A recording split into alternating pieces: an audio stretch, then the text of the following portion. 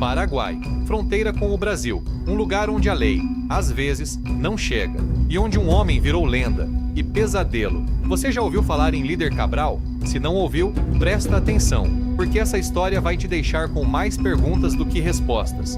Quem controlava uma das maiores rotas de maconha que abastecia o Brasil inteiro? Quem matou? Quem foi morto? E quem até hoje tem perguntas sem resposta nesse caso? O nome dele era Carlos Arias Cabral, mas todo mundo conhecia ele por outro nome, Líder Cabral. E essa história começa com sangue. Quem era Líder Cabral, afinal?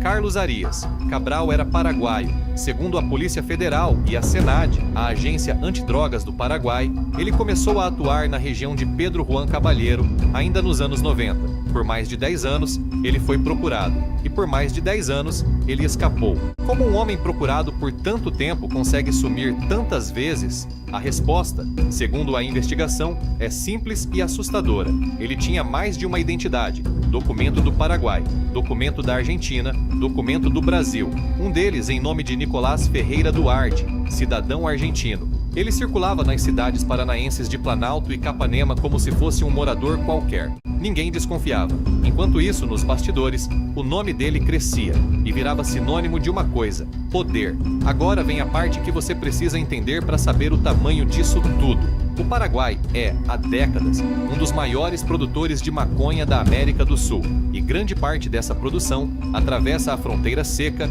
e vai direto para o Brasil.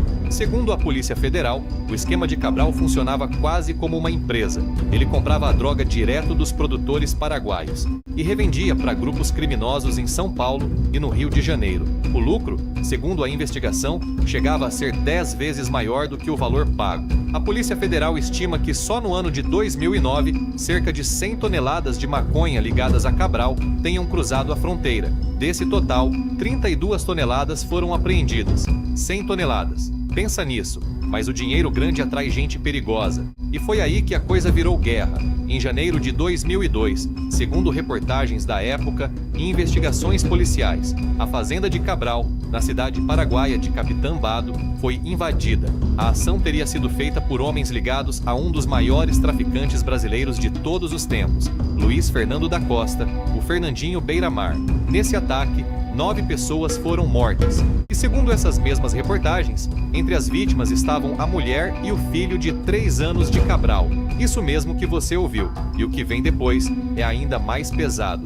Nas semanas seguintes, mais 22 pessoas foram mortas nesse confronto. Segundo a imprensa da época, uma guerra dentro do tráfico, na fronteira, quase sem ninguém falando sobre isso no Brasil inteiro. Preciso ser claro aqui. Essas informações vêm de reportagens baseadas em dados repassados pela Polícia Federal e pela SENAD, logo após a prisão de Cabral.